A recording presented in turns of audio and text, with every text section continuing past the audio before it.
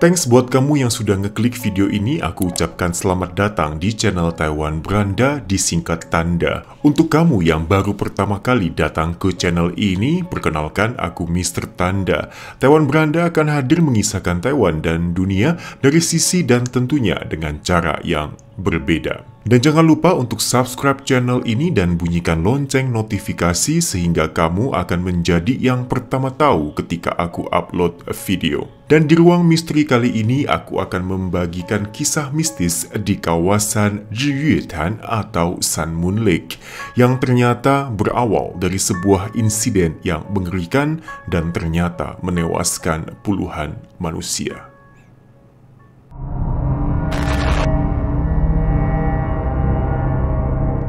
Danau Sun Moon Lake adalah salah satu objek wisata ternama di Taiwan. Semenjak zaman penjajahan Jepang, Sun Moon Lake yang terletak di Nantou tersebut telah ditetapkan sebagai salah satu dari kawasan terindah di Taiwan. Dan Sun Moon Lake sendiri memiliki nama Mandarinnya, yaitu adalah Zhiyuetan. Tidak hanya danau dengan riak air yang tenang, kawasan ini juga diberkahi dengan panorama barisan perbukitan atau pegunungan yang sangat menakjubkan.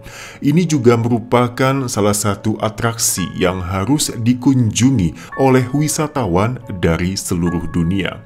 Tetapi, pernahkah Anda tahu kalau ternyata di Sun Moon Lake yang tenang dan menawan ini pernah terjadi insiden kecelakaan kapal wisata yang sangat mengenaskan?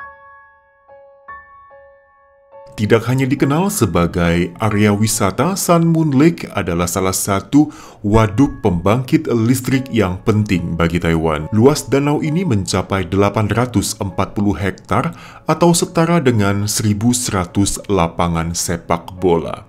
Para wisatawan dapat memilih untuk bersepeda di sekitar danau atau naik perahu wisata kemudian berkeliling danau. Sulit membayangkan jika 30 tahun yang lalu sebuah insiden kapal wisata terbalik terjadi di sini. Ini juga menjadi kecelakaan kapal terburuk dalam sejarah pariwisata di Taiwan. Dan tanggal kejadian tersebut adalah tanggal 25 Agustus di tahun 90. Hari itu adalah malam hari Valentine dalam penanggalan Tionghoa atau yang lebih dikenal dengan sebutan Qixi Qingrenjie. Perusahaan Shell Company cabang Taiwan mengadakan tur karyawan 2 hari 1 malam pada hari ini. Dan lokasi yang mereka pilih adalah Sun Moon Lake atau Zhiyuetan. Dan karena itu adalah liburan musim panas sehingga anak-anak tidak perlu pergi ke sekolah. Banyak karyawan yang akhirnya membawa keluarga mereka untuk bersama-sama turut serta dalam wisata ini. Ada total 88 orang yang ikut dalam perjalanan wisata Shell Company yang terbagi ke dalam 2 bus pariwisata. Ke-88 orang ini berangkat dari Taipei yang berada di utara dan menuju ke Nantou yang berada di selatan, tentunya dengan perasaan yang sangat gembira sekali. Dan ketika bus wisata tiba di Danau Sun Moon Lake, waktu sudah menunjukkan pukul 8 malam. Meski dikala itu adalah musim panas, tetapi suhu di Sun Moon Lake sangat-sangat sejuk. Bintang-bintang di langit juga bersinar dengan cerah tanpa ada kumpulan awan yang menghalangi. Dan setelah turun dari bus pariwisata, para turis pun kemudian berjalan santai sembari menikmati suasana tepi danau pada malam hari. Di saat ini, kapal-kapal wisata juga tengah menepi di tepi danau. Dan di antara kapal wisata tersebut ada satu kapal, yaitu adalah kapal Xing Ye Hao, yang tidak disangka akan menjadi kapal kematian bagi beberapa wisatawan dari perusahaan Shell Company. Dikala itu, kapal Xing Ye Hao baru saja beroperasi selama 20 hari. Ini adalah kapal wisata yang baru saja selesai diproduksi. Seluruh karyawan dari perusahaan Shell Company sangat senang dan puas dengan rangkaian perjalanan yang telah disusun oleh pihak agen perjalanan, terutama saat mereka berada di Sun Moon Lake. kapal Xingyehao pun bergerak meninggalkan dermaga dan bergerak perlahan menuju Pulau Lalu yang terletak di tengah danau. Kebetulan di atas Pulau Lalu terdapat kuil Dewa Yue Lao.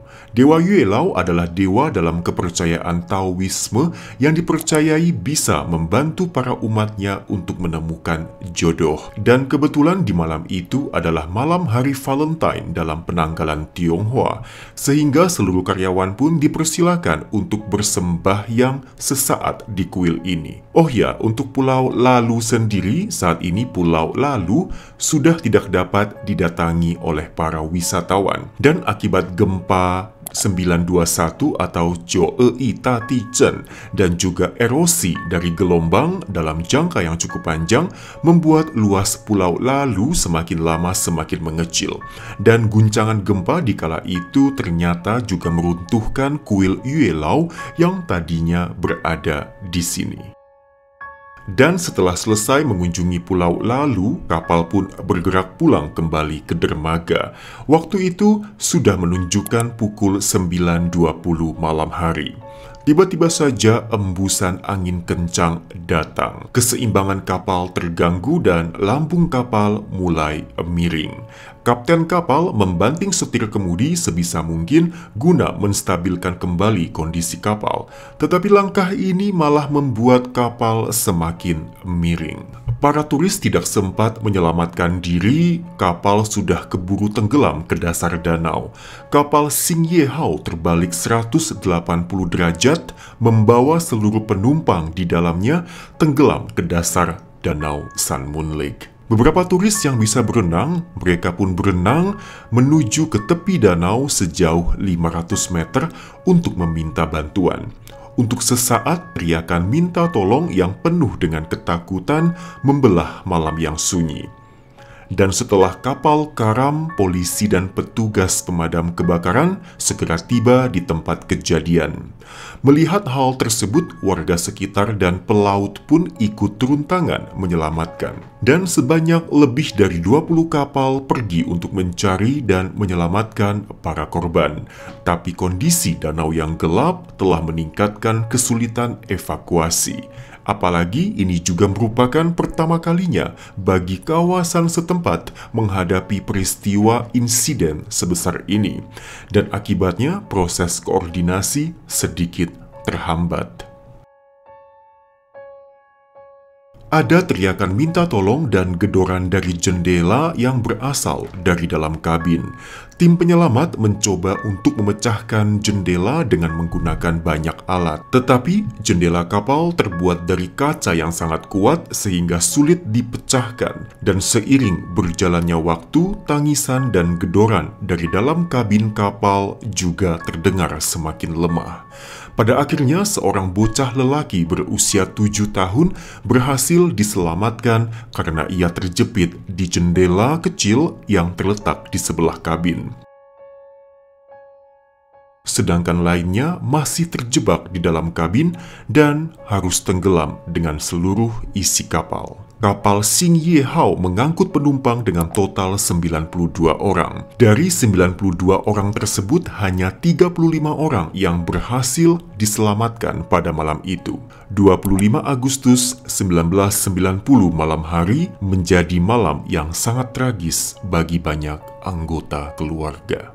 Beberapa hari setelah kapal karam, upaya pencarian dan penyelamatan masih terus berlanjut.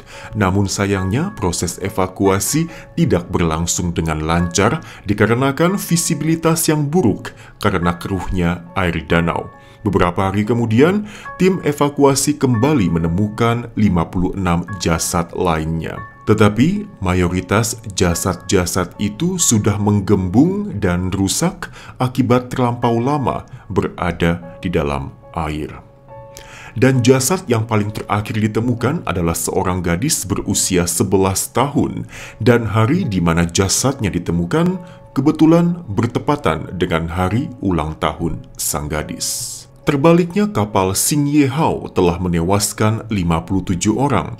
Awalnya semua mengira kalau kapal ini terbalik karena hembusan angin kencang di tengah danau. Tetapi hasil penyidikan menguak jika bencana ini disebabkan oleh kelalaian manusia. Mengitari area danau dengan menggunakan kapal pada malam hari adalah aktivitas yang dilarang pada kala tersebut. Selain itu, pemilik kapal yang juga merangkap sebagai nahkoda kapal ternyata belum memperoleh sertifikat lulus uji untuk mengoperasikan kapal Xing Ye Hao. Dan lebih keterlaluannya lagi, ternyata kapal Xing Ye Hao hanya muat 42 orang saja. Dan pada malam kejadian, nahkoda kapal membiarkan begitu saja sehingga kapal mereka mengangkut hingga 92 orang. Atau dengan kata lain, kapal harus menanggung beban 2 kali lipat lebih banyak dari berat seharusnya. Dan akhirnya ketika nahkoda kapal membanting setir kemudi, keseimbangan kapal menjadi tidak stabil dan langsung terbalik. Setelah berhasil ditarik ke darat, bangkai kapal Xing Ye Hao diletakkan di salah satu dermaga di Sun Moon Lake. Warga yang tinggal di sekitar atau kebetulan lewat, mereka tidak berani menatap ke kerangka perahu. Beberapa dari mereka juga mengatakan setiap malam akan terdengar suara tangisan yang datang dari dalam kapal.